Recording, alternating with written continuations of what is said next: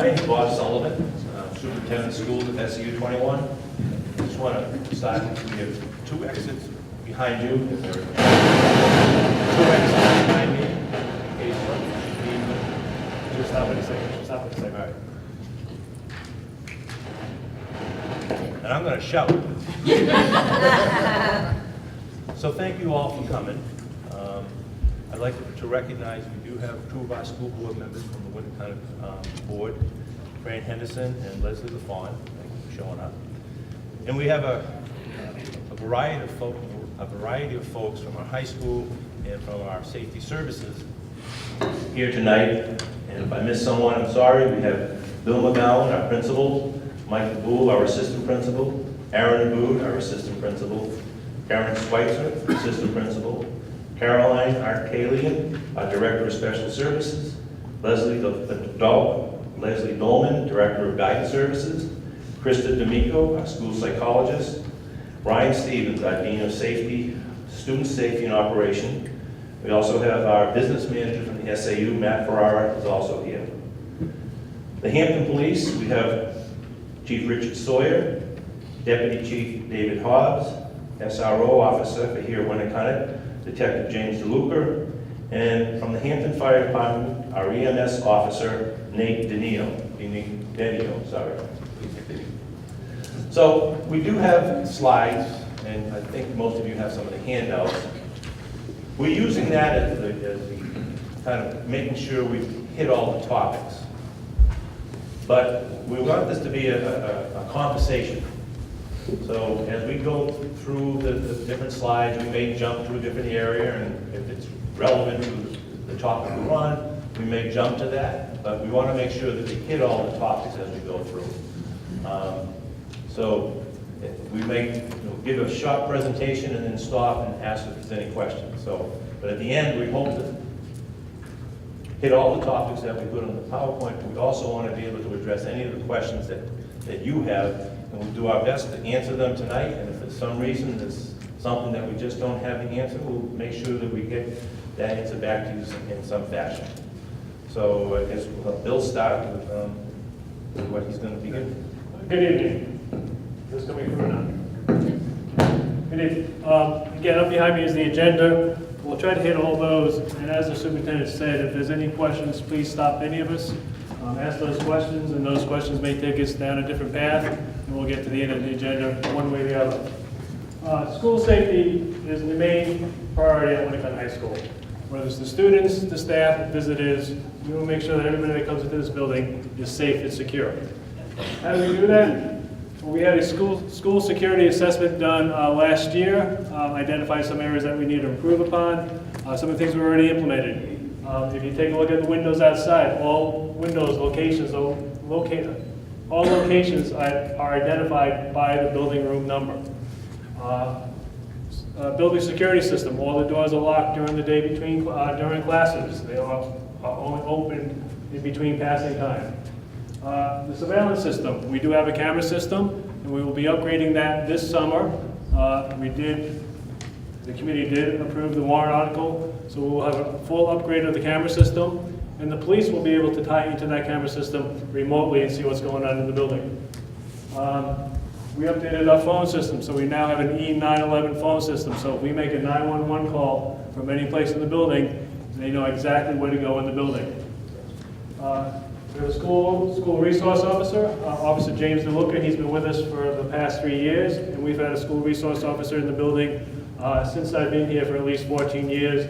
And even Chief Sawyer was actually, I believe it was the first school resource officer. So again, as I said, it's a resource. A lot of the students view the school resource officer, they see him, speak to him, he goes to classes.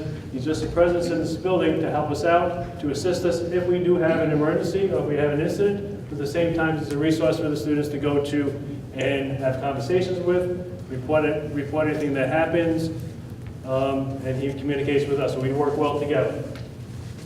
We have a parking lot monitor, a part-time parking lot monitor that is a former police officer. He's here basically throughout most of the day, 5 days a week, outside of the parking lot, inside the building. Again, another person available to us, eyes and ears for the building, his former police experience is a big benefit to us. We work closely with the Hampton Police Department. If we have an incident that comes up, I contact Officer DeLuca, we contact the station, so it's a back and forth relationship, very positive, great resource for us to have here at the school. In training, I met with my staff today, and we'll talk about it briefly at the end. What do we do in the event of an active shooter? What do we do in an event if something happens in this building? Well, in the past, it's been lockdown, and I'll mention a little bit later that that's not the best thing to do. There's something called active shooter response. I went a few weeks ago to some training with Ryan Stevens, with Officer DeLuca. We introduced that to the staff today. So we'll be putting a training program in place the rest of this school year, over the summer, and continuing to the fall and next year. What does the school do if we have an active shooter in the building? Hopefully we don't, but at least we'll be prepared to work with the students and the staff. Any questions? What do we base our safety and emergency procedures on? There's three things that we use as resources. Again, we're just down the street or up the street from the Seabrook Nuclear Station. So there's the New Hampshire Radiological Emergency Response Support Plan. They had some training last week. Our assistant superintendent went to that, along with some of the administrators from Seabrook Elementary and Middle School. So again, we are prepared, if there's an emergency down there, what we have to do in case of that. The New Hampshire Department of Safety, Homeland Security, and Emergency Management School Security Site Assessment. They came into the building 2 years ago, did a full site assessment as far as areas that we're doing things well and areas that we have to improve upon. The camera system was one of those things that they had mentioned, so again, we're going to be upgrading that. How we operate the door system, the school security locking system was part of it. The numbers on the windows was part of that. So little things that we can do to make this building safe. In our day-to-day operations, we have the Winnacunnet High School Emergency Response Plan. That describes everything in detail, what we would do, what the staff would do in case of an emergency. The first thing is the incident command system. The police would come up here, they would set up a command system and work with us what we would do in an emergency. It outlines the drills and procedures, whether it's a lockdown drill, fire drill, shelter-in-place drill. All those things are explained to us in detail what we do. For example, if we have a fire drill and evacuate the building, we have a big building. There's exercise throughout the building. Students and staff know where to go. We have several areas outside the building. Administrators report to that. Teachers report to them as far as they take attendance outside, who's present, who's not. We communicate via the radio to make sure that everything's complete. Everybody is where they need to be, and then we come back into the building when it's complete. We're required to do 10 fire drills a year. We did a lockdown drill at the beginning of the year. We also bring the K-9 units in. They'll be coming into the near future. So we have different drills throughout the year to make sure that the students understand that it's a safe place and they know what to do in case of an emergency.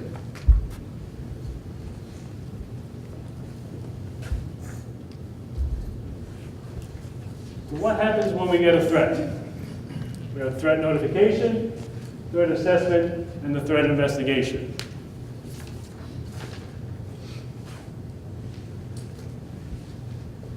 We're notified of threats by students. Students come to us, staff come to us.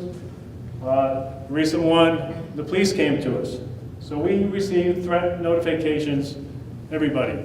We need to be more vigilant in today's age, so it's the responsibility of everybody in this building to let us know, keep us informed what's going on. A lot of students put these things on social media. They'll be posting things online, text messaging, Instagram. I'm not sure what all the other grams are when it comes to this. Writing on the walls. Sometimes we do get that bomb threat on the bathroom wall. What do we do with it? And again, communication with the local law enforcement. If they hear something in the community, they let us know, we work with them. So how do we assess the threat? Sometimes it can be an anonymous threat. Sometimes we know who it is, sometimes we don't, so we have to go through it. Does it identify a specific time and place? Is it credible or not? So we go through a whole process I work with my administrative team, we work with the police. What should we do?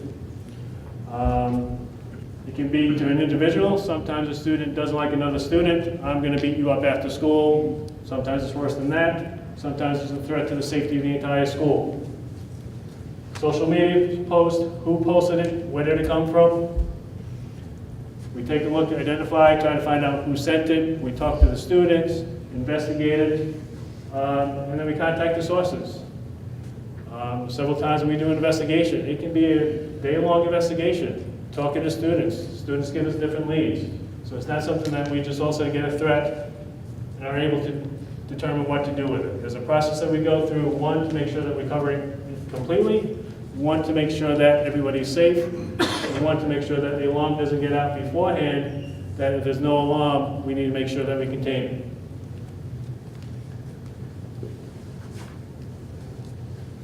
Investigations, again, preliminary investigation, call students down to the office, call home to parents, we collect the evidence, we identify the victims, and then the thing is it a credible threat or not? We go through a long process, working with the police, working internally. Was it just somebody joking around? Unfortunately, students can't joke around anymore. And some students are finding that out the hard way. We're going to take every threat seriously until we investigate it. At which point there will be consequences, even if it's not a credible threat, even if the school is safe, there'll be severe consequences to that individual or individuals that make it. And then we contact the parents of those involved. Any questions on that? Yeah. What are the consequences and how do you decide which you said the types that you... I mean, consequences based on, it can be anything from a warning to a suspension from school. My administrative team and I can suspend students from school for 10 days. A lot of times if we warn that's more than 10 days, I sit down with the superintendent. The superintendent can then have a hearing with the parent, and based on that hearing, extend it up to 20 days. And then based on if that student is completely unsafe or we feel that that student should no longer be Winnacunnet High School, then we bring that to an expulsion hearing. We meet with the school board, and then they determine what to do with that student. So it can go from a warning to expulsion, and we've covered it again at Winnacunnet High School. She keyed in on a topic that's been an interest of mine about what happens when someone is expelled. So what is the expectation of what happens when they're just no longer here? Their 10 days are up and they come back and all is considered well? I mean, what's supposed to happen during that period of time? Well, a lot of times, based on the seriousness of the threat, we will ask for a risk assessment, and again, Krista talked about more of that, and even Leslie Dolman will have a risk assessment. Either we do it in here, we have somebody outside to determine, is that student safe to come back to school? Is that student safe to themselves? Because one, I'm concerned about the safety of the students in the building, and then I'm also concerned when that student does come back, what's going to be the repercussions to the student. So we need to make sure that we've got supports in place for the student body, because some of those know what he did. Some may understand maybe it was just a joke. Some may be scared if that person does come back again for physical harm or something like that.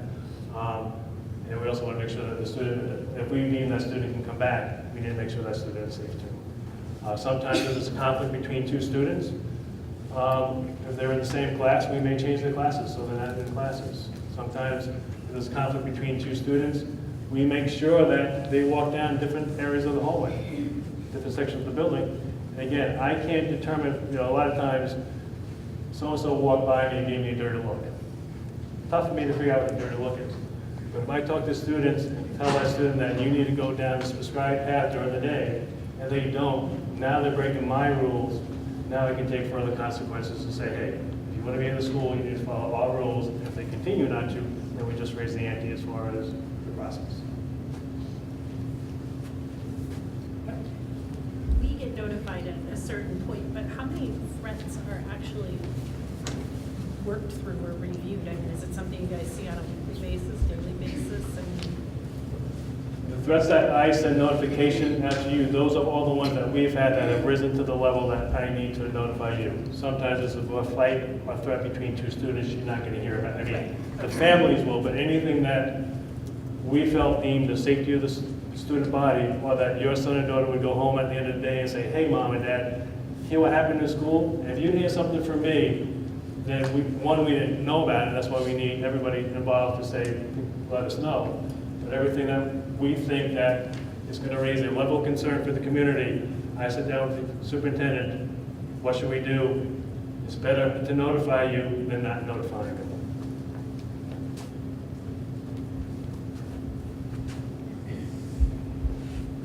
Parent notification. Our goal is to let you know of any threat to the safety of this building, or if we've had a threat, as soon as possible, but sometimes that may not be as soon as you want to in your own mind. But we have to go through a process and make sure that we complete our investigation here, so we don't provide any false information to you, or information out there that may make our investigation more difficult. This recent one, again, it happened early in the morning that I got the phone call that something was going on. It wasn't until we got back into school the next, we knew the school was safe. As far as until I conferred with everybody, what should we send out to the community? Parents already knew that something had happened, and something happened the day before. Our goal in those instances when the police are here is to be proactive. In talking to some of my staff and the guidance staff, a lot of people, students, see that as reactive. If they see police cars someplace, their expectation is, why are the police here? We have to figure out how do we communicate that to you that, yes, if there's an incident here, we clearly can have the police here, but a lot of times it's more from a proactive standpoint, letting people know that school is safe, come to school. I mean, the last couple of days, probably the safest place in town is probably in Winnacunnet High School.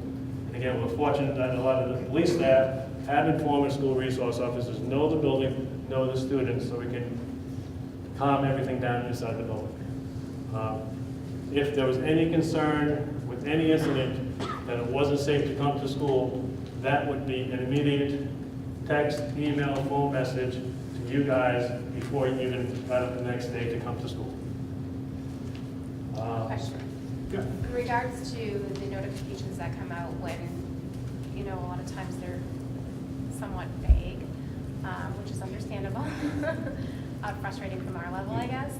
But when it says, there's no threat or there isn't a feel of a threat, what does it look like after that? So to us, it's concluded, is how it reads, and we don't have to worry about anything. But from a proactive standpoint, what does that look like? Is those individuals involved in that or that situation, is it followed up on for a certain period of time to make sure that there was no truth to any threats that took place? Yes, I mean, some of our immediate that the police will go to the house, investigate, make sure everything, even if something happens during the day, before they let that student go back home, they go to the house to make sure that there's no weapons at the home that the student can get a hold of. And then there's communication with the parents, communication whether or not we need a safety risk assessment with that student. So it's an ongoing process, and again, if it's going to be longer than 10 days, there's communication with me and the superintendent and that family, what are the next steps. So I sent something out to you, and again, I can't get that much information out, but at the same time, we're comfortable that students can come to school and be safe in school.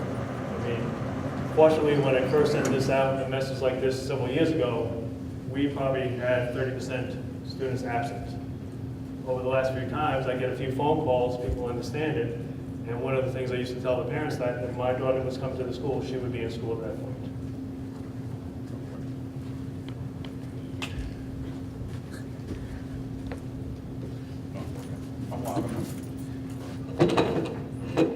One component of this that we haven't talked about is when we get these threats, the school does their function administratively dealing with the student for the things that happen here, but when we involve the police, many of these issues become criminal in nature. And when we're dealing with people that are under the age of 18, they're minors, we have to protect, we don't reveal that information, okay, who they are. We'll let you know that there was an investigation, a threat going on, and we're taking the appropriate action. I know that's really vague. I know transparency-wise, people want more, but we're precluded by New Hampshire law from revealing a lot of those circumstances simply because we're looking at people that are under the age of 18, and the goal is to rehabilitate as opposed to punish. That's truly the goal. And we have to make an assessment pretty quickly as to what's the proper course of action to take. Do we call the school and recommend a closure? And we have, a lot of times, very limited information. A lot of the stuff, as we know, is due to the electronic devices and people going on the internet and making these vague statements. Problem is that anything that smells like a threat, we treat it as a threat until we can vet that out and know that the school is going to be safe. Without getting into detail, that's what occurred with these most recent events. We're up 1 o'clock, 2 o'clock in the morning knocking on doors. If that's what it takes, that's what it takes to make sure that when people arrive at school at 7 o'clock, there's a sense of security and safety.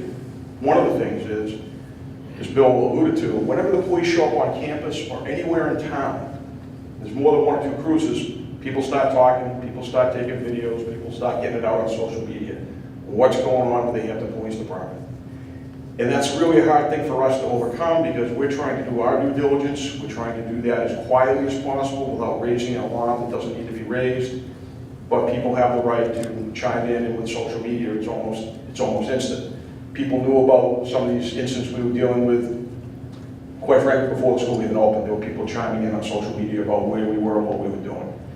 What I'd ask you to do is wait for the official word to come from the school, or if it's an incident where the word has to come from the police department or Hampton Fire, trust those reliable sources of information, because a lot of people are going to be talking about a lot of things, and unfortunately the rumor mill sometimes makes it more than it is. Creates an alarm that doesn't need to be there. So. I think the biggest thing is 6 months later, you know, if you look at the history, a lot of the events that have taken place at the school, it's not somebody that got suspended yesterday. It's somebody that comes back maybe a month later or 2 months later, you know, so it's over time build up. So it's those people to say, okay, what does it look like 6 months after? I think what you're looking at with a lot of these incidents we're talking about, there were signs that school or law enforcement should have taken more seriously. I can only speak to my time here. I think we take every potential threat as serious as we can and deal with it as transparently as we can.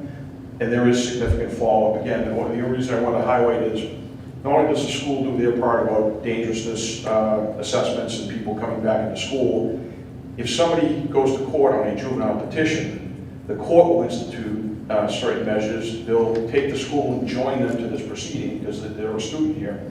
And there's a great deal of coordination between the court, the school, and the police department to make sure that this particular person is not a legitimate threat. This is somebody, you know, just made a poor, foolish choice. And that's what a lot of these things are. And people not understanding, you know, we just had an incident in an airport. NFL player decided it was funny to, when they asked him the question, do you have any explosives? I think he turned to his person who was with him and said, did you pack the explosives? Under arrest. He's being charged federally. The things that you used to be able to do, the world's changed, and I would say schools of that new evolution, the things that you might, you know, when I came to school here, I graduated in 1981, it would not be unusual to pull in and see some of your fellow students parking their pickup trucks with shotguns in the racks because they were going hunting after school. I'm thinking that's probably not going to happen again. You know, if it does happen, it's going to be a bit of a response from the Hampton Police Department. The times have changed. We have to keep up with them. And part of that follow-up process with students where we're very protective of individual rights, particularly in this state. But with the circumstances we're experiencing nationally, I think there's a greater degree of scrutiny between the school and the courts and following up with these folks, because that truly is what happens. It's the follow-up that counts, and sometimes somebody will say, nah, he was just kidding. And 6 months later, this person commits a violent act. I can't promise you that'll never happen. I can only tell you in this school and in this town and in the state of New Hampshire, we're pretty diligent about following up with these types of things when there's a threat of violence against the school. Okay. Thank you. So again, we want to make sure everybody's safe. We clearly notify the families that are involved right away, and then once I can send that notification out, typically I've been sending it out by email. Although I did speak with a parent after the latest incident. Maybe not everybody reads their emails all the time, so I'll have to somehow take that message that doesn't give you much information, make it a little bit shorter, 160 characters, to let you know things are safe. And then they can also leave the voicemail, so I'll have to, it's easy enough for me to do, so we'll be doing that in the future based on the incident. Hopefully there won't be any more snow day calls.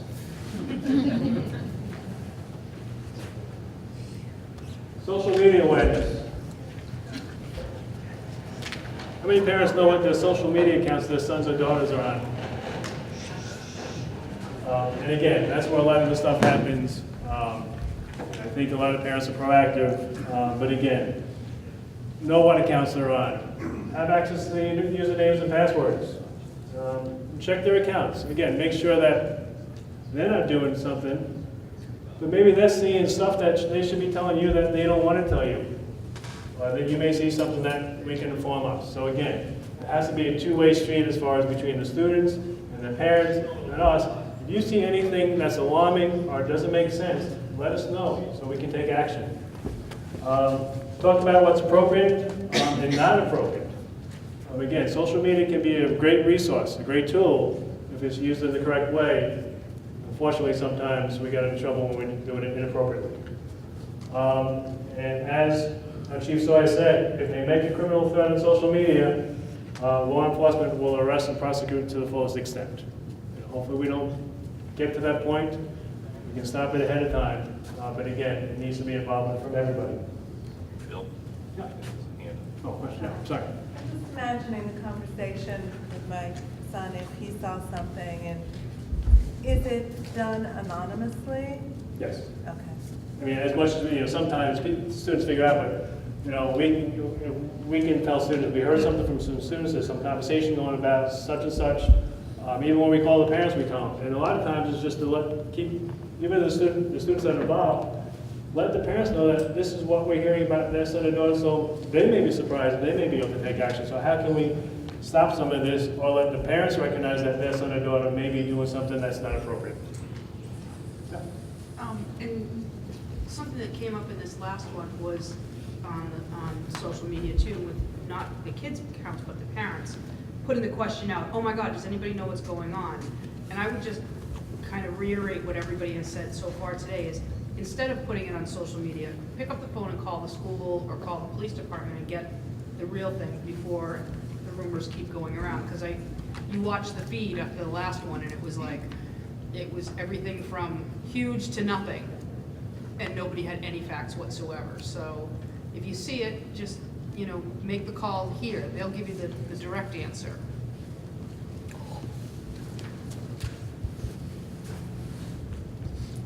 The question came up about follow-up. We're very fortunate here at Winnacunnet High School that I've got a great guidance department, special ed department. We have 5 school counselors. We have a licensed clinical social worker. We have a student assistant counselor that's a licensed alcohol and drug counselor. That's just in the guidance office. In the special ed office, we have a school psychologist and 2 licensed independent clinical social workers. So as far as support here, some of these students need the support because, that's whether it's in the individual education plan or something happens in school, they're here to support that. But if something like this happens, they're also here to support that student when they come back, and we do require they need to meet with the social worker once a week. Keep contact. A lot of times, if they see an outside counselor because of this, we get permission to share that information with the outside counselor. So we're always on top of what's going on, work with the student, work with the family to make sure that 1, they can come back safe. 2, for whatever reason they made this threat or did this activity, what was going on with them? How can we provide the therapy and the treatment to get them in a better place? Again, there's collaboration across the whole school, between the guidance counselors, between us, between the teachers. If the teachers see something, they let us know. And then, again, we'll conduct suicide threat assessment risk inside the building with students. If we hear that a student's threatening to hurt themselves, we notify the guidance department, we notify the social workers, the school psychologists. You want to talk about either you or Callie, what we do for a threat risk assessment or anything like that? Sure.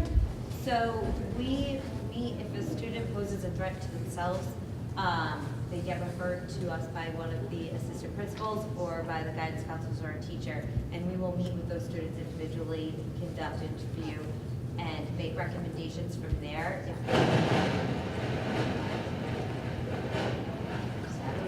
If they need further evaluations or recommendations to be transferred to their community mental health center or VER for further evaluation.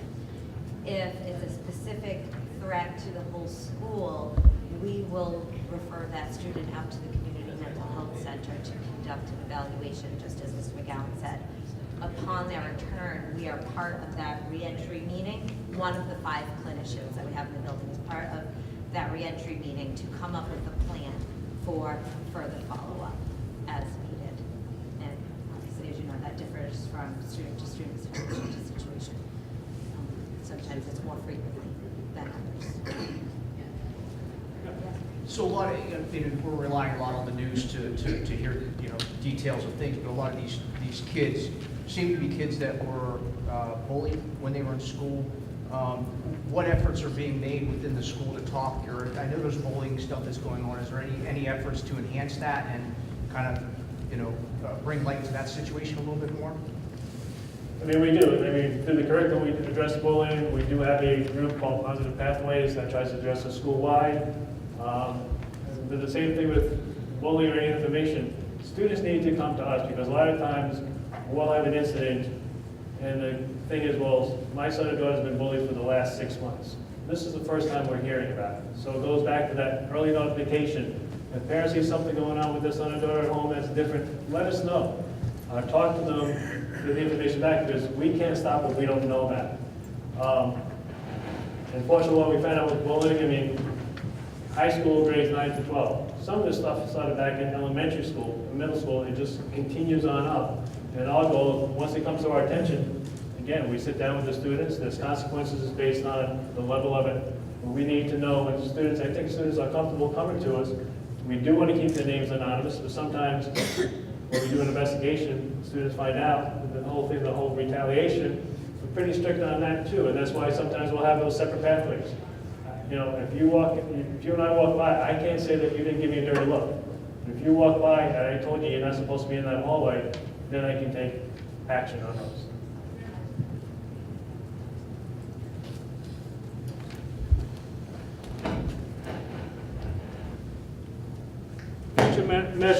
Future measures. Alice, alert, lockdown, inform, counter, and evacuate. That's the active shooter response. There's a lot of evidence out there why lockdown does not work. Staying in the classroom, going to a corner, gives prime target for somebody that wants to shoot and harm somebody. When I spoke with the staff this afternoon, alert. It's everybody's responsibility if something's going on to alert us. We'll need to put those protocols in place, find out how we do that. But every teacher from their classroom on the phone can make an announcement over the PA system. So if they see something that's serious enough, they are empowered to make that announcement. In some cases, lockdown may be the only option you can do. There's no way you can get out of the classroom, you need to be in lockdown, but again, there's enhanced lockdown. Barricade the doors. If somebody comes to the building, throw things at them. So those are the things that we're going to be training our staff to do over the next few months into next year. We're also going to be working with the students, because the students want to know what we do. So the plan is, as we go into next year, to go into the warrior block, to have the groups, classes combined to discuss what to do if a situation occurs. Again, it's not just me and the principal deciding what to do. The decision is going to be shared amongst the staff in the building. We'll have several people trained in the building, work with the police. And again, the staff are empowered to make the decision. Students will be empowered to make the decision. So how do we train them, provide them with the resources that if an incident does occur, they feel comfortable enough and know what to do, and if they need to, if something's going on in the far end of the building and they're up here, leave the building. The best thing to do is leave the building. Do they use codes, or do they just say whatever comes to them? Say whatever, I mean, when it first came out, it used to be codes. Well, I'm just thinking if there was a substitute, I wouldn't want my kid to be in that room with a substitute if they were using a code. Well, You know what I even, mean? again, I'm sure at one point we had on the back of the walkie-talkies, we had to look, what does the code render, what does the code Right. look? Yeah, it's just. Yeah, I like that they don't. So, and again, but again, it's providing that comfort level to the students and staff to make those decisions, and that's where a lot of the training is involved. With the hours program, a lot of this online training that teachers can go through on the modules themselves, and then there'll be actual instructional training we can do some of that, working with police, we can do some of that. So that's the future of what we're doing.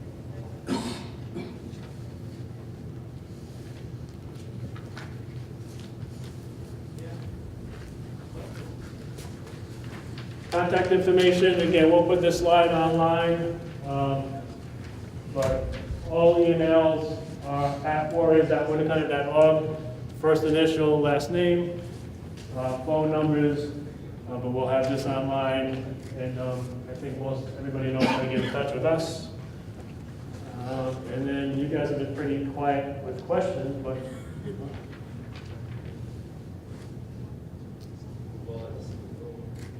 so anyway, questions and answers. Some of the slides aren't working. I can see my email, but I'm not sure if you want to see my email. So again, this is an opportunity for you to ask any of us. Hopefully we can answer all the questions.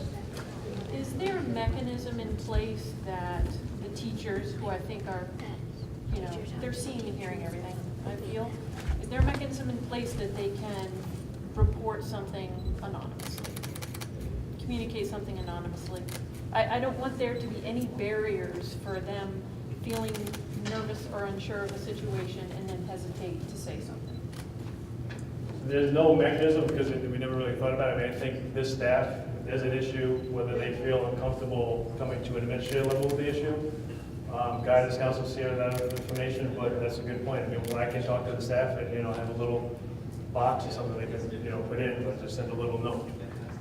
But for the most part, I think the staff in this building are pretty comfortable that they see something, they either come to me or report something to guidance, and then all of a sudden I'll get a phone call from guidance, or the teacher saying so-and-so is doing this or that, and we'll sit down and talk about it. So you talked about a lot of great proactive stuff, the cameras, the numbers on the door. What are the reactive things beyond the drills is the school doing for the safety? So you talked about, the gym door being open throughout the day. So what does future planning look like? So they can't access those doors. Or when this door is open during the day, are the officers at the doors to make sure when they're going to the gym? Because if I'm an ex-student, I know that gym is around this time and I can get through that door. Most of the active shooter things that have occurred are students between 15 to 19 years old, either current students or former students. And they know the building, they know the routine. So even if I got all the doors locked all the time, they know what's going on, they're going to get in the building. We need to be more vigilant together, something's different. We have multiple doors. Gym, between classes, I need students coming from the gym to the building, I need students going to that gate. Maybe I'll ask for it in the future, but when we built the addition and the new gyms, there was supposed to be a bridge between the two. That was taken out of construction. Is it now, as things continue, from a safety standpoint, do I now bring that forward? And it's going to be very expensive, but we start taking looks at those things as far as making improvement to the structures. So there's only one entrance. I mean, we'd be taking all day long to come in through the front door. I mean, how do I put monitors at each of the door? We do have one school resource officer. Talking to the chief, do we have additional support staff, security staff in the building? That do that type of thing, monitor the doors between. So it's an ongoing discussion, what's the best way to do it. I guess you're on the task force, the governor's task force. They'll take a look at ideas, what can we do as a state? And then how does that transform back to the individual schools? Have they ever looked at urban versus rural schools? Because you don't hear a lot of shootings in urban schools where they have metal detectors and police officers there. You It's the do rural. have shootings in urban schools, but they're not the mass casualty Yes. incidents. Those tend to be more targeted Yeah. incidents, or in those instances, right off school grounds. So there is a correlation. Most of these incidents we've seen would be in environments that are more rural than urban, the mass casualty incidents. That has been a trend. Talking about enhanced security measures. There's a lot of things we can do, but as Bill highlighted, I hate to say it, it comes down to the almighty dollar. What can you afford? What level of security? So what we're doing, Governor Sununu, back in February, began a task force on school safety preparedness. And his charge was, in the first 90 days, to come up with recommendations for best practices for schools across the state that are low budgetary items, things that an average school could enact without a huge impact on their budget. Because here's the reality. There isn't a bunch of money coming out of Washington DC for these things. There's not a lot of money coming out of Concord because everybody is battling budgets. It's what can we do in this school on our own? What can we change about how we operate and look at things that doesn't cost a lot of money, okay? So SAU 90, the Hampton School District, prior to the shooting in Florida, had engaged in conversations with the Hampton Police Department about what can we do, being proactive. And they came forward with a proposal that went before the voters to add an additional school resource officer to the Hampton School District, which is 3 schools. Okay, so that was voted in, and we're in the process now of filling that position. When I look at a place like Winnacunnet High School with all the buildings, and you have a sprawling campus here, what would it take? Because one officer, and Jimmy's great, but he's one officer, and I forget how many entrances we have to the school. Just the main building, is there over 30? A lot. There's a lot. How do we manage that? And here's the thing. Well-intended people sometimes do things and don't realize they're breaching security measures. You go to some schools, there's actually a painted rock by the door so you can prop the door open in violation of school policy, okay? I'm not saying that's here, but you hear these stories from other SROs that are on these task force. And it's those little things where hey, I'm coming in from the parking lot, open the door for me. And so somebody goes out and helps out a friend and does something like that. But those are those little things, like little security measures that we need to probably pay closer attention to as the adults dealing with running the facility, but also encouraging the kids to understand why these things are so important. And here's the thing, we've had these tragedies occur, and so right now everybody's in that heightened state of vigilance. They really want to be proactive. Where are we going to be in 6 months? How much money do you want to spend at the next town meeting to enhance the security there? Those are all questions we have to deal with. You know, so the only thing on that I can tell you, there's a lot of great ideas out there. We're open to suggestion when we have some ideas that we're sharing with the school. But moving forward to town meeting, it's going to involve funding. It's not coming from anywhere else but the taxpayers that fund the school and your individual communities. So it's what level of security do you want based on what you're willing to spend on that. So we did get a grant for the new camera system, right? How much was that funding? $360,000. Okay. So that's a, 330, we're getting back 264. okay, that's a good amount of money to try to enhance the camera system. Okay, but if we're talking about an incident like Florida, all that's going to do is record the tragedy. Okay? And I'm not saying don't take the money. I think it's money well spent. It's worth investing in. Somebody at the last forum asked me, should we put metal detectors at all the doors or at the main entrance? I'm not saying no, but those are very expensive, and I think your money will be better spent with other measures that you'll get more literally bang for your buck. You know, one of the things we talk about is SAU 90 expanded the number of SROs they're going to have. They're actually talking about adding another one next year. In my opinion, the biggest thing you can have is responsible adults that are trained to deal with your safety needs in your building. That assessment needs to be made. And Detective DeLuca is sufficient. He's here all the time. Officers frequently come up here to visit him and make passes through the parking lot. And by the way, your parking lot attendant is not a former officer. You're going to be very insulted. He's still an active part-time officer with us. And tell him what you said about him. If you don't know, Gus Knowles, legendary sergeant for the Hampton Police Department, monitors your parking lot. But his capacity as a parking lot attendant. We've had discussions with the superintendent of potentially, one of the discussions we're talking about on the task force is programs across the country called school marshals. You take retired police officers that have a sufficient amount of training, proper background, that would come in and augment the SRO in a security capacity. They wouldn't have law enforcement authority, but they would provide security and cover those major entrances in the morning and those times, where we may have a security need. It's great to have a camera system. I would love it if we had somebody monitoring the camera system so we could see who's coming in our doors. That if there was somebody trying to make entry that we knew was a danger, that somebody could sound that alert earlier. There's two things save lives in these situations, time and distance, okay? We have time to make distance, we have a better chance of survival if somebody has an intent to come in here and do harm. And having somebody monitoring those cameras would be great. But again, that comes back to who's doing it and who's paying for it. So these are all things we're talking about right now. We hope to come back to the governor by the middle of June with our report, and he'll come out with those recommendations. And certainly, we're not limited by that.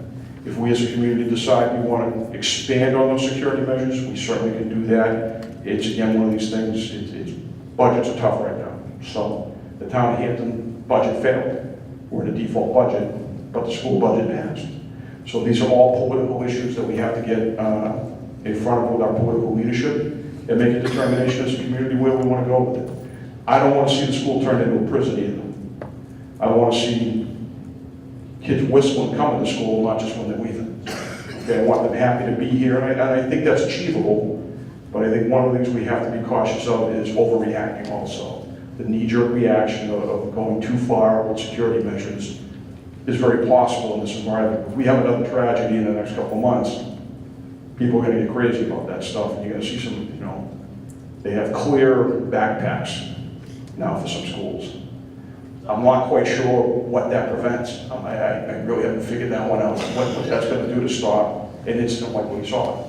So, yes? And I think that there isn't any level of security that could have prevented some of these incidents we're hearing of. So my question is, what kind of conversations are you having, and I'm particularly interested in hearing from you, where could we be making as a community investments in ensuring that we are putting everything we've got into mental health support? Because that's the root of this. And it is, New Hampshire's mental health system is one of the lowest right now. And as far as how we can support it, I mean, Callie can probably answer that part a little bit better than me. But in terms of what we're doing here at the school in general, I can say we as a school are very lucky in that we have 5 clinicians. Our student assistance counselor is also a licensed mental health clinician.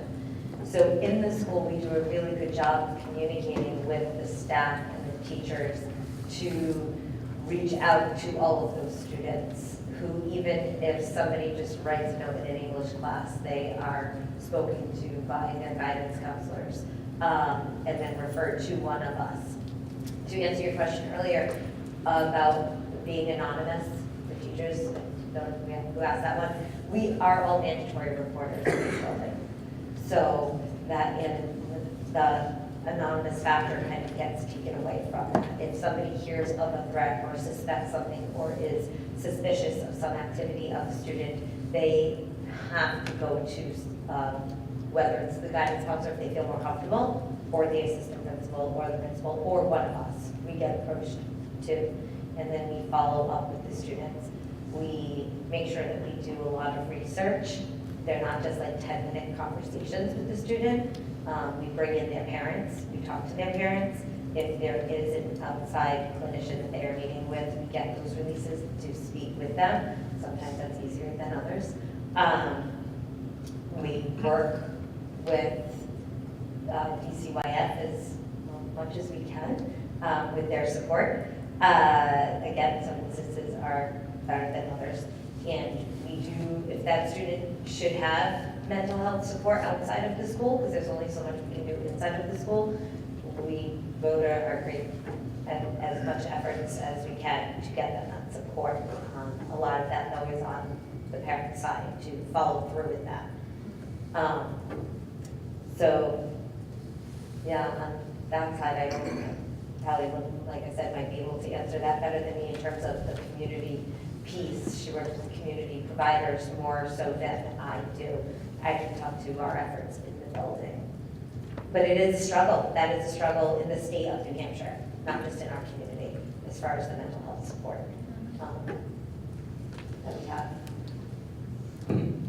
Just further on that, as part of the task force, we also have working groups that are breaking out and broken up into first responders, educators, mental health, and technology.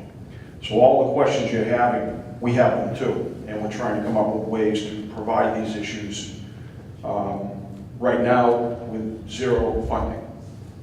The governor's looking at potentially trying to find alternative funding, particularly in the area of mental health. As Chris said, our social services in the state of New Hampshire are not as robust as they should be. That's as kind as I can be on that topic.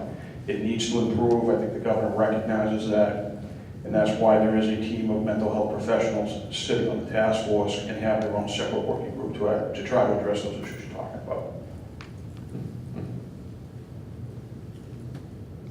Feel free to ask questions.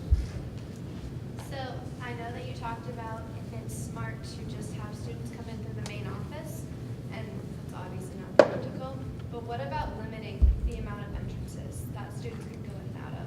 Like the tech ed building, that entrance through the A-wing, the gym, like how you go in and out of the gym, and that parking lot, and then the main office. Like I feel like that would be easier to monitor even without cameras. And it's the three like entrances that I know like I use. We can do that. I agree with you. If we limit the number of exits and entrances, that would certainly enhance your security level here. The issue you have is with the number of doors we have, that if we're not monitoring, say, the back door out here, and somebody lets somebody in, or they're able to force their way in, that's where we have difficulty. We can limit entrance and exits for the Main Street population as they're coming and going to classes. That's not that difficult to do. It's those other entrances when you have a sprawling campus such as Winnacunnet and the number of buildings you have on your campus. That's the difficult part to manage. But I do agree with you, eliminating that would help.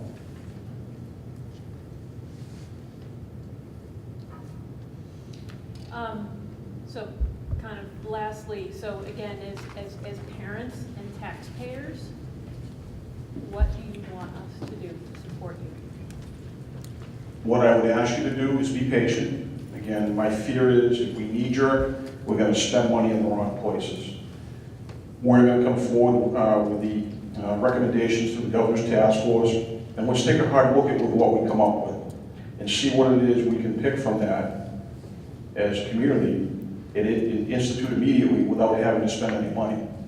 Then moving forward, we're all going to have to be looking at our budgets and getting out there with the public and getting people to understand the significance of school safety and trying to get the voters understanding. I mean, we did a pretty good job, I thought, with the SRO position, the second one. It passed overwhelmingly in the town of Hampton, and getting that kind of support from voters to support those measures. That's what we're going to be looking for.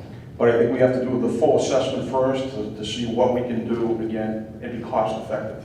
I think that's the biggest issue we run into is when we knee-jerk, we spend the precious few dollars we have on something that really isn't giving us any more safety. And that's what I don't want to waste dollars because you won't get them back. Because again, there's nobody right now saying just apply for this $1 million grant, you're going to get it. We were fortunate enough to get the ones for the cameras, but I think there was a total of $30 million for the whole state. 19. There was $19 million available for the whole state of New Hampshire for these security upgrades. Well, considering the number of schools we have in this state, over $300,000 is a pretty good chunk of it for us. But who says we're going to get that the next time around?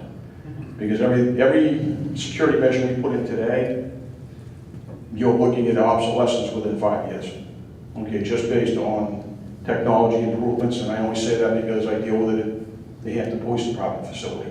We're upgrading everything we put into that building, brand new building in 2005. Most of the technology that we utilized back then is obsolete. So we're replacing that. And here's the thing, it's never cheap with those things. Those are expensive propositions. So again, there's going to be money issues. Right now, I try to focus on the things that are the easy things we can do that don't cost money. Chief, maybe we can, Matt could speak to what we did with that grant. You could expect, not just what we did in Winnacunnet, but in other areas of the district.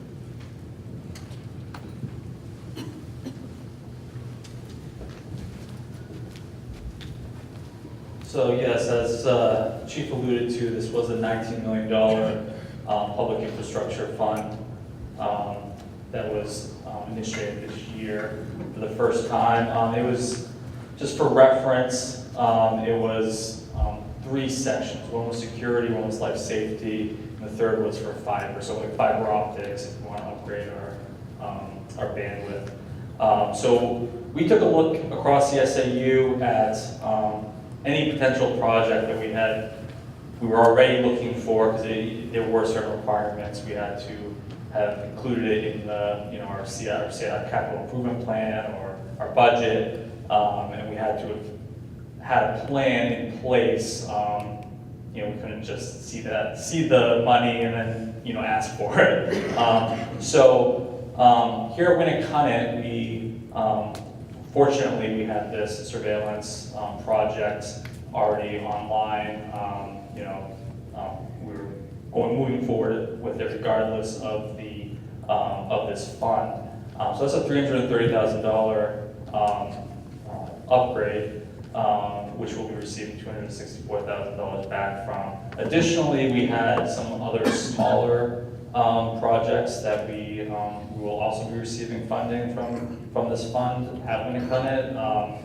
Some alarm notifications on the doors, some hardware for doors. There's certain types of handles that are more secure than your standard door handle.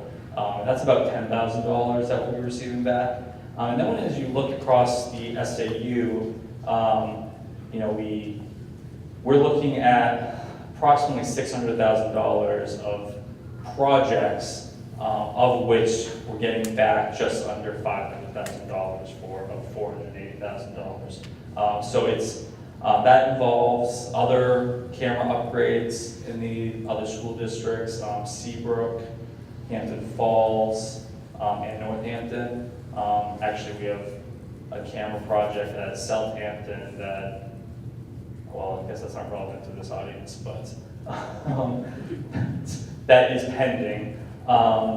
Additionally, we have bollards, which are the, it's essentially a big pole that would prevent someone from driving onto an exposed area of the campus or the building, so you can smash the car into the building.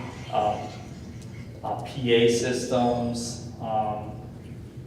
Additionally, we did have some life safety funding with the sprinkler system in Seabrook. So we took a look across the board at all our projects, and we were fortunate enough to get back just under $500,000. I'd be happy to answer any questions in regard to these projects.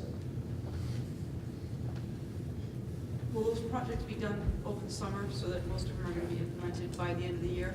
Yes, so we are required to use those funds in the 2018-19 fiscal year, so we will be starting them all this summer, and they should be, I would say, 99% of these projects will be done by next fall. So. Thank you. And before we go to any other questions, one part we haven't really touched on basement, and I know this is an uncomfortable conversation for a lot of people. What happens if it happens here?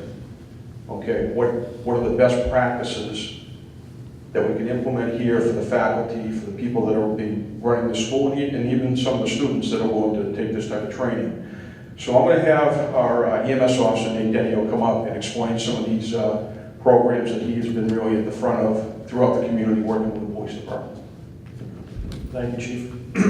Good evening, everybody. One of the things that I keep hearing is the cost of responding to an incident that happens within the school or within the town. One of the free things that you can do is learn how to treat severe hemorrhage or fatal hemorrhage, and that program is called Stop the Bleed. We've done a couple of these classes with the SAU, excuse me, and one public class that we've done recently. Tomorrow, in fact, we have a class going on for the Winnacunnet staff at the fire station at 3:15 in the afternoon. If anybody wants to join us, feel free to come learn how to treat fatal hemorrhage. It's a program that was developed after Sandy Hook. The American College of Surgeons and the CDC looked at treating fatal hemorrhage. And the fact of the matter is that it's going to happen in 3 to 5 minutes. And because of that, it's not going to be us that's going to save somebody's life. It's going to be somebody within the community, within the school, that's going to put a tourniquet on or pack somebody's wound and stop their bleeding while they wait for us to get there. So what's important, I know it's a hard subject matter to talk about, especially when we're talking about our children getting shot and possibly dying from fatal hemorrhage, but it's something that you can treat. All of our law enforcement friends carry tourniquets on their gun belts, every single one of them. And in the SAU 90, there's 5 tourniquets within the school that are the same exact tourniquets that law enforcement carries, they're the same tourniquets that EMS carries, and we'll teach you how to use those. When we talk about school incidents, you'd be probably surprised to hear that active shooter incidents in a school only, they account for less than 50% of these accidents or incidents. So if we teach you how to stop fatal hemorrhage, you could use it when you're out in the community. There could be an accident within your home, and you could help save somebody's life. May 1st is the next one we're going to do for Winnacunnet, 3:15 at the fire station. In conjunction with that, we want to push CPR. So we can teach you how to do CPR, teach you how to stop bleeding. We can build a strong community that can respond to this, and it costs no money really at all. We were fortunate enough to get a grant not a grant, but a donation from Senator Bob Preston for CPR mannequins. We teach all of our seniors here hands-only CPR. So we kind of rolled that into the Stop the Bleed program. It takes about an hour, there's no cost, and you learn something really important, I think. And you could make a difference if one of these events happens in our town. So if you want to learn CPR, jot this number down. You can call my office, 929-1917. We have classes going on all the time. It takes about 2 hours. There's currently no charge. It's free for the community. And we'll teach you how to do CPR. Any questions? Is this something that the students will go through as well? Currently, we don't teach the students the Stop the Bleed program. I did speak to Principal Dave O'Connor. He attended one of our first Stop the Bleed programs, and after going through that program, he was pretty confident that children at that age group in his school could learn it. So, we were just talking, if we could train kids in 8th grade every year, in the next 10 years, we could create a whole community of people that could do CPR, treat fatal hemorrhage. So I think it's really important that we build that strong community, because quite honestly, preventing all these incidents, I think we can agree that it's almost impossible to prevent every single incident from happening. But if we have somebody that's in a classroom that a law enforcement officer can throw his tourniquet to, and that teacher or that student can put a tourniquet on somebody and save their life, I think it's really important. So, when we talk about active shooter events, the law enforcement, we have 2 things we're trying to accomplish. One is stop the killing, and that's their mission. They're going to go with the sound of gunfire, they're going to neutralize that threat, and the other portion is stop the dying. And the people within the school community are part of that stop the dying. And I think it's really important that we push this program forward, no cost, and it's pretty easy to get through. Perhaps we can consider starting with the ROTC program. That's a great idea. We can certainly do that. We can host them at the fire station, or you can come here. Something you could offer in like health classes to high school students? Yeah, that's a good avenue for it, I think. Part of the hands-only CPR, that is done through the senior class health class. I'm not sure exactly what the title is, but that's the avenue for that. So if we can allocate another hour of their curriculum time, we're more than happy to come and do that. So with that.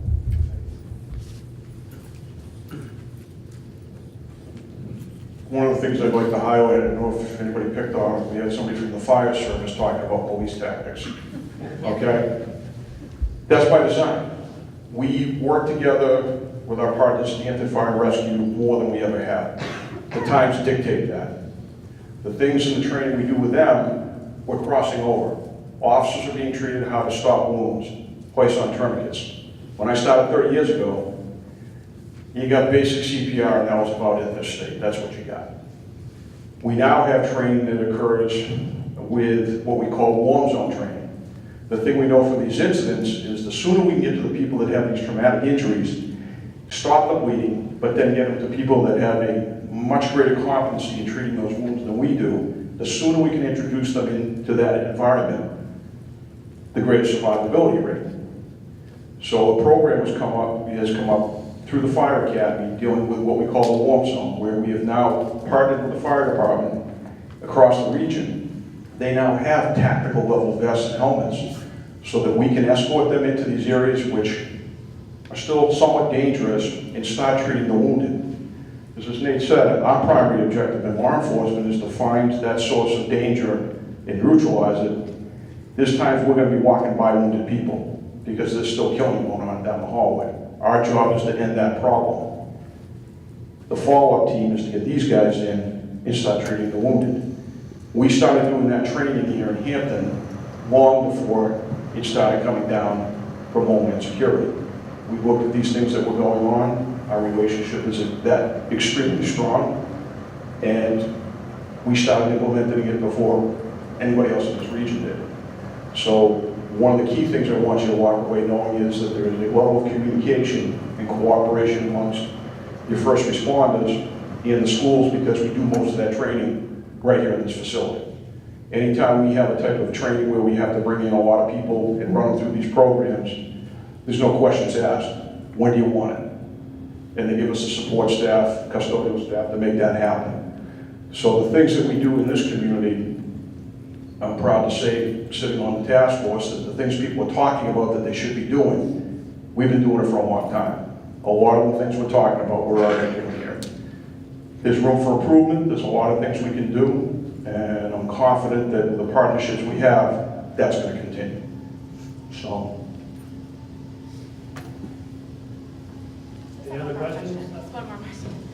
Some of the schools have put in, and I know corporate offices have them, the shot sensors. Is that something that they've looked at with the multiple buildings here? I believe you're talking about the sensors that would detect somebody that is in an open air environment. Most of these shootings, very few of them have occurred where somebody was outside shooting. It's usually somebody inside a building. No, it's inside the building. Yeah. Again, It basically is a sensor and it points out exactly where the shooter is in the building and what building. So it leads law enforcement to that area. I would offer this, that if somebody's coming in to do harm to a group of people, we're going to know pretty quickly where they are. And we could spend the money on that, again, and I'm not saying it's a bad idea. I'm just saying I think our money would be better spent somewhere else. Because we're going to immediately get those calls. You know, they're in the gymnasium, they're in this classroom, they're in this location. One of the better things for us, you know, with a lot of officers, when we get a new police officer, they come up and spend time up here with Officer Detective DeLuca and work their way through the schools. But a better mapping program, something for us that we're working on to try to get up here, that as soon as we get here, the first couple of officers, they know when they say whatever classroom, they immediately know where to go. They're not trying to figure it out on a map. It's very quickly identified that that's where they need to go. So something along that line, but I think the sensors isn't a bad idea. I just think it's probably going to be pretty expensive. So we can research it. Rich, isn't that part of the new system that we're going to be having? We're going to have live feed to the school, to the police department, so you'd be able to see it immediately anyway once it was enacted. Correct. If we get a report that there's an active shooter at Winnacunnet with this new system, the PD would be able to jump in and look at the camera system and locate where that is. Now, it might take a few seconds for someone to see where the commotion is, but we would have that ability to look at that.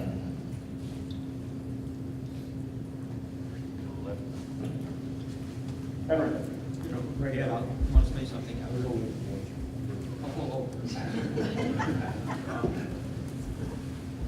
Just for a moment, we hear a lot, and the chief mentioned, we've got a couple school board members here as well, that everyone is talking about this, and Winnacunnet is being proactive. Being up in Concord today and in the lunchroom saying that we have a forum, and they look at me like, you're having a forum? Well, we're getting this out. What what we're doing. We're proud of what we do. We're proactive. Chief Sawyer is part of the governor's task force. I'm listening to people, I guess, Richie, I can say it, north of Concord, that this is alien to what we do here at Winnacunnet. They haven't got to this point. Chief mentioned working with the fire department. And in some areas, that's really alien, as he mentioned before. And so what I'm going to ask is that every parent here speak to another parent sometime within the next couple of weeks. We have less than 1% of the parents here tonight. Not to say that you're the only ones that care, everyone cares. And I'm so proud of the parents that came here and to listen to the principal, our assistant principals and staff, the superintendent and staff are here to support and to support the students here at Winnacunnet. And our school board, we're trying to make this a safe haven for all the students in the communities that we serve. And I think that you see that this is a testament to what, we use tax dollars, but this is what we're doing here at Winnacunnet to both protect your children and also educate your kids that come here. I'm going to vacillate for a little bit. I usually do. How many new sports did we put in this year? 5. We put in 5 new sports, and this was student initiated. We have a student on our school board as well, so we're listening, and that's part of the initiative with the parents, is to listen to your students and get back to the administration.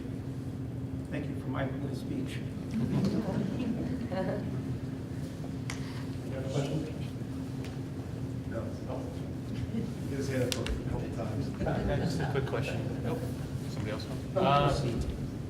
For the report that you sent to the governor, is that going to be public, or is that going to be part of a closed process, and then you find out at the end what the recommendations are? Certain aspects of our work are going to be confidential simply because we are getting into specifics of security measures, and I hope you can understand. You know there's cameras here. They're not going to tell you exactly where every camera is because that would tell you where they aren't. Right. So if you look at it in that light. So certain specifics of security and safety we keep confidential. Where we're trying to get is with those global best practices and recommendations.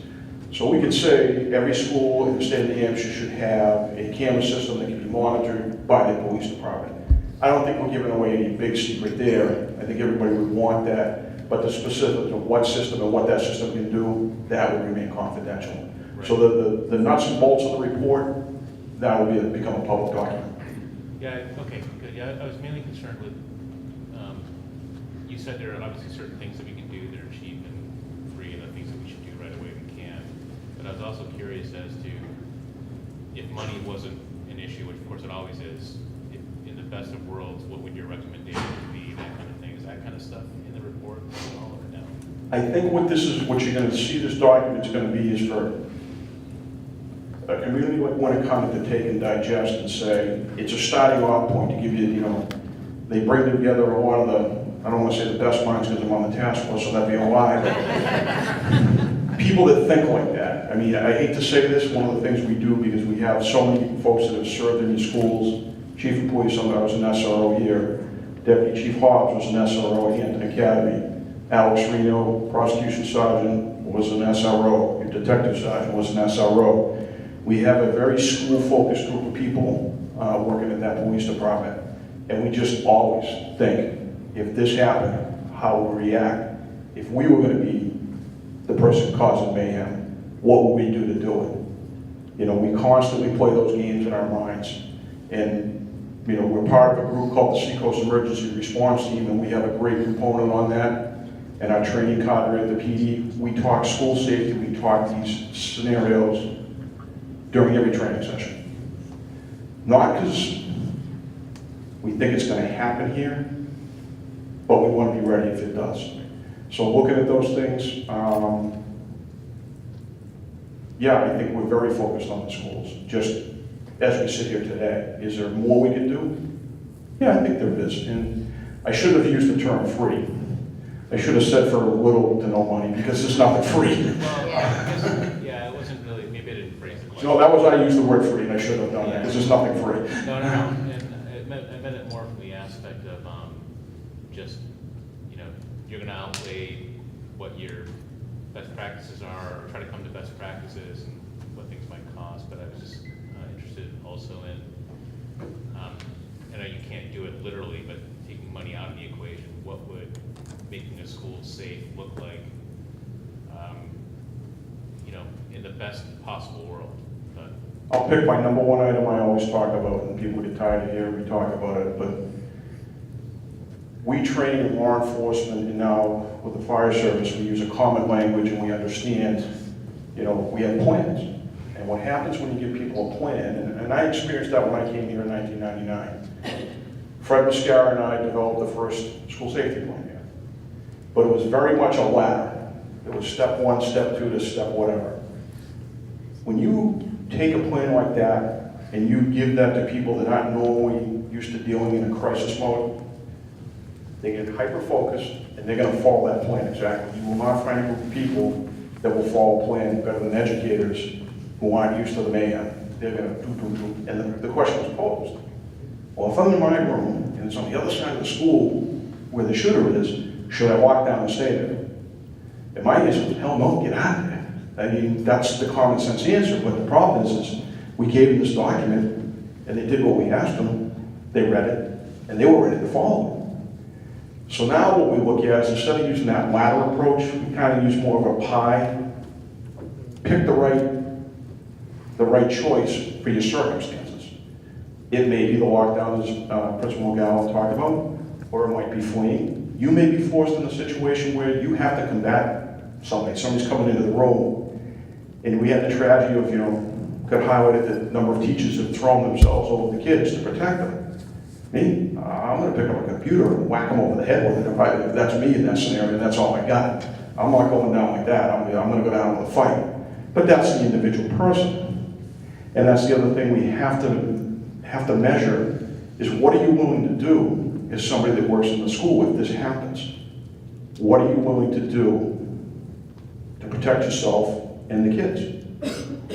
So we have to give them a realistic look at that. If you hand them a plan, they'll read it, and it'll go on the shelf.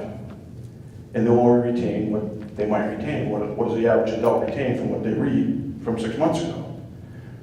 What we know in crisis situations, in most occasions, individuals will not meet expectations. They will meet their highest level of training. So if we only give them a piece of paper that says you should do the following things if this occurs, probably not going to happen. But if we come into the school and put the people in situations where, in scenarios where they got to make a choice. We do this with police officers and firefighters all the time. Last week we were doing our use of force training down at the PD. And what we do is we line up the officers, they have their duty belt on, or what we call a tool belt.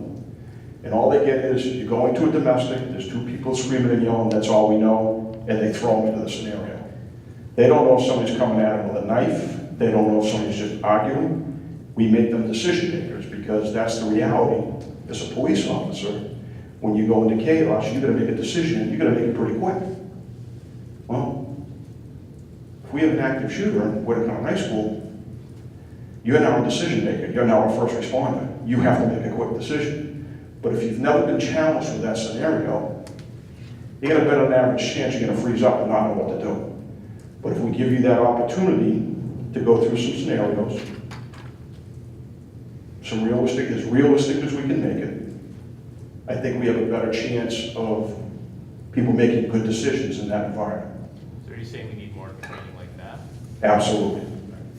That's what we've been advocating, and I think you'll probably see that coming up sooner than later. So. It's kind of like the cross training Exactly, you know, understanding how to properly address a wound was not something we did before. We do now. I think with the faculty members, knowing how to do the same thing would be a good idea. But also, when we talk about the hours training, exposing as many people to that training as we can, and then taking that training individually here, that the police department and the fire department can help facilitate, at little to no cost other than teacher and service school days, if they can make some time for us on those. Do it once a year, a couple times a year, and just get people into that mindset again that you hope these things never happen again, but the reality is we're probably going to see another tragedy in this country like we saw in Florida.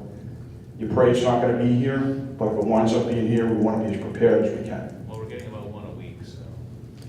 It's been a tough year. But those are the things we are doing and planning to enhance. Just, I think one of the things too, was asked earlier, you know, what to do as a parent and, you know, as a taxpayer. I think it was you, and we've covered the taxpayer part, but as a parent, and I know a lot of you guys are incoming freshman parents, correct? Like that this is new and big to you.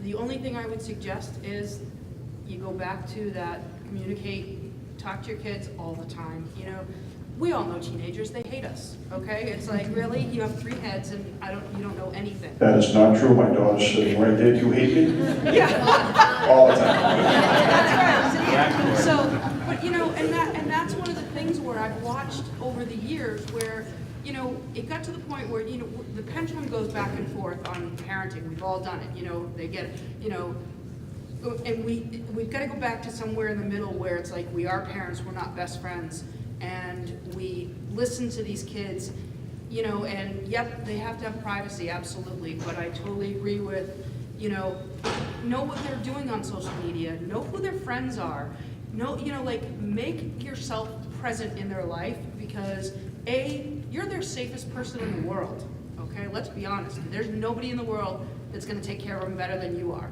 So it comes from you first. And you get here to this school, and I will tell you right now, hands down, this faculty and administration are here for your kids 110%. We have a whole initiative here of, you know, there's gotta be at least one other faculty other than your guidance counselor who you can go to and you feel safe with, you know, so that they've got that safety feeling of, I've got somebody who's got my back at all times here, you know, so. And if you can tell your kids that it's safe to talk and tell them that, you know, so-and-so's not acting normal. You know, it doesn't have to be huge, just off stuff, you know. It's that whole thing of the kids are talking, you know, ever since Parkland. It's like, you know, if you see it, say it, you know. And if you do that with your kids at home, and we do it with our friends and our families, and, you know, and everybody that we talk to, and we just keep it out there, I don't see how we can go wrong as a community. Couldn't agree with you more. I think one of the problems we have is this is a tough topic. And people, hey, you want to protect your kids from the evils of the world. Not talking about it is not protecting them, okay? They see it. They know about it probably sooner than we do, okay? One of the best things I've seen on the task force is they've invited 2 high school students to sit on it and to listen to their perspective on it, I think is really, really interesting. Listen to the perspective of, you know, I'm fortunate, I worked here, I went to school here, but I worked here for a little while. And I have a lot of friends that are in education, so I have those discussions, but it never ceases to amaze me when you talk to people about these really serious issues and their perspective on it. I may not agree with them, but it is enlightening, and it does change sometimes your thought processes to, you know, this thing with how we try to get educators to do what we want them to do with plans. And that came out in those discussions, that those plans are usually drafted and written by people like us. So we understand, okay, that we can make choices. But if you don't tell somebody that isn't in that field, they're going to do exactly what you tell them, and that may be the most dangerous thing. So having those discussions with people that think differently than you, I would encourage it, particularly with the students. Have those discussions and ask them, what do you think of this? What do you think of what they're doing at Winnacunnet, the cameras? And there's going to be people that worry, hey, it's a violation of my rights. Okay, you don't have the discussion, don't be afraid of it. That's the best thing I can advise you with that. with your students is have the discussion with them. Yes, my dear. As like other Yeah. high schooler, we want to talk to our adults about it, whether it be a teacher, guidance counselor, our parent. We want to be informed about what's going on in our school when it comes to it. It's not, but sometimes like we feel that if we talk about it, that it's going to be taken the wrong way, that we're bringing it up, that they're going to think we know something that's happening that they don't. And that's what makes it, and I think those walls need to be broken down for high schoolers to feel more comfortable talking about it, if that makes sense. And also with the parent thing, yes, you need to be in our lives. And as a teenager, I know I have my moments where I will fight my parents because they're too close. And it's a very fine line between overstepping your boundaries, but keep in mind that if you're open with your kids, they're more likely to be open with you. I tell my parents almost everything because I'm not shamed if something bad happens at school, whether I caused it or not. If I'm open with my parents about it, we work through it. It's not just consequence, there's other answers to the situation. So. Nothing she says counts because she goes to Exeter High School, so disregard that girl just said that. I can't do this by myself, the administration can't do it by ourselves, the teachers can't. This building is made up of mostly students. They need to let us know what's going on. We need to work with them. The parents need to let us know what's going on at home, so we need to all work together. And again, it's going to be a continuing involvement. I mean, it's a change in mindset. When I met with the teachers today, we need to think differently what to do in case of this situation. So we'll put the training in place, we'll work with the staff, work with the students, work with the police, work with the fire. And again, my goal, and it's always been the goal, and to make this place as safe as we can every single day, so students want to come here, they feel safe, they have a great day, they go home, they talk to you about what's going on. Maybe sometimes it's not always positive, but we need to have those discussions, and you need to keep us informed. Thank you. I'm sorry. I just want to say something. When you were talking, I just remember a comment that my son did. He says, "Mom, it was about the principal." He says, "He's so serious. I don't think it's easy to talk to him. I never met you to him." So I just want to pass it on because sometimes I believe that walls are in the school as well. We need to smile at least once to our students and just say, "Hi, how is your day going?" And I think if the students of the high school know the teachers and the principal are reachable, I think they can make it. I think we are so busy with our curriculum. We need to start being so busy with the curriculum and focus more on the emotional, spiritual, and skill support for the students so they can feel strong when they come to school. Thank you. So just sitting here, two things that I really like that I heard. One was, Chief, you talked about the training. In the military, we train. We may never get into a scenario, but the muscle memory is there, fighting a fire, whatever it may be. And I think to me, that's extremely important, to me, having a child that's here. The second thing is I think that, if there's an active shooter, EMS, paramedics, first responders are going to be extremely delayed because you're not going to want to put them in harm's way as much too. So I think having the students be, or teachers having them be that sort of the trauma team right from the get-go, I think is important. So I guess, Nate, I'll ask you with that. I'm coming to see you tomorrow, 3:15.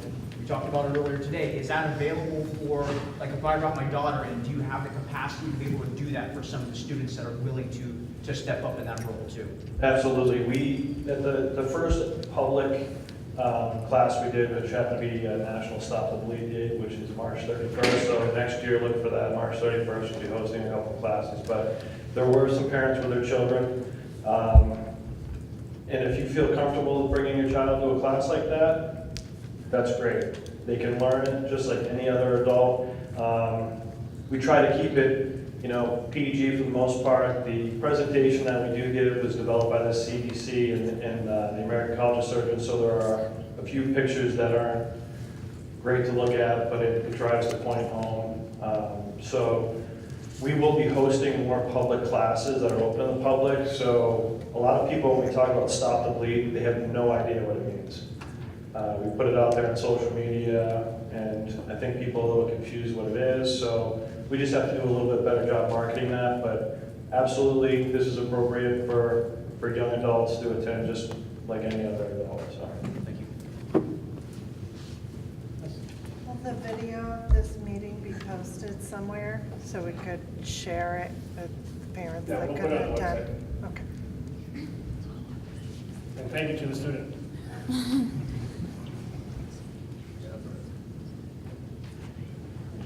I love what the student said, and I hope we continue to listen to them. I know you say you are, and I appreciate that, and I'm proud of what you did tonight.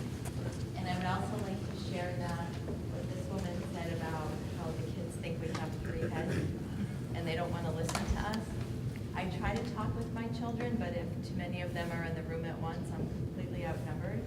So I've tried to reverse it and talk with them one-on-one, and that can be hard depending on their mood. But when their friends are over and my child goes to the bathroom, then I hit their friends. And then they come back and the conversation's happening and they're like, "Oh, Mom, you're there." So I think it's really important because our children don't want to talk to us a lot, but they'll talk to another adult, whether it's in the school or out, to try to keep that dialogue so they know there is some safe places to go. And, you know, I say to their friends, I love you too. You're like one of my kids. And so you need to be able to communicate with us and keep us informed because, you know, this generation, when we were teenagers, we thought we knew everything. This generation with all the technology, they know a hell of a lot more than we do, and they know that, so they put it in my face, and it's really hard, you know, like you say, stay on top of it all. I can't. If you have any suggestions, I'd love that. Yeah, there's all kinds of tracking devices you can put on their phones. I don't know how to put them on their phone. How do you do it? I only have one, and she's wonderful, but I can't handle it. You have 3. Yeah. No, again, I think the dialogue that you're willing to have with your kids, and I'll echo what somebody said, and this is just my viewpoint on it. Don't try to be your student's friend right now. Oh, I'm not. Be the parent, because that's what they, truly deep down, that's what they want. They have their friends, they're not, and if they tell you their friend, they're not gonna share everything with you, because it's just, we're all teenagers, we're not gonna tell our parents everything. And But if they you never have- lie. Absolutely not. We know the penalty for lying, don't we? So, with that, engage in these difficult discussions, particularly about school safety issues. And I think you'll find they're gonna be pretty forthcoming because they see it and they probably know it better than we do because they're much better on that instant news and those instant things you get on social media. They're inundated with it and they keep up with it. I have a Facebook account, I look at it once a week. People live on that stuff and they know what's going on or, you know, real or fabricated, it's out there. Have the discussion because they'll share it with you. If you take the time to sit down with them, hey, what happened at the high school today with that thing? You don't have to say what the thing is. They're going to tell you which thing, the first thing, the second thing, or the third thing, Mom, what are you talking about? They'll tell you. You know, just if you show them the interest in what's going on, they're going to talk to you. But they don't always know, because I have to admit, I was really curious about the Sandy Hook Promise video thing that happened, because I had shared that video, and I thought, you know, what if, you know, what's going on with that? And I asked a couple of high school students, and they had no idea. And I don't know, you know, I appreciate being told when something's happening, but sometimes, you know. Yeah, I understand. I would say the good thing is that when you try to talk to them, they tried to answer it, but they couldn't tell you, right? Yeah. The fact that they're willing to talk to you about it, you're winning. Okay, you're winning. They're willing to talk to you. The fact they didn't know isn't necessarily a bad thing either, and I do apologize. Sometimes the school gets beaten up for decisions that I have to make as chief, that we can't share everything, and they have to stay quiet about it, so. Understood, but I was thinking, you know, well, would I have been pulled in, and I'm convinced there was more to it than just sharing the video, but, you know, it was just a question of, they don't always know what's going on. Again, that's a good thing that you tried to have the conversation. If they didn't have the info, they didn't have it. I think it's more important that they were willing to have the discussion with you in the first place. What they know, what they don't know, that's going to vary from day to day. I was in this class or that class when this went down, and again, don't discount what they tell you they know. Could be the rumor, could be what they got on social media. So the fact that we're willing to have the discussion with you is more important, in my opinion. So if there's any other questions, feel free to ask. If not, thank you for coming. There's some food to take on the way home.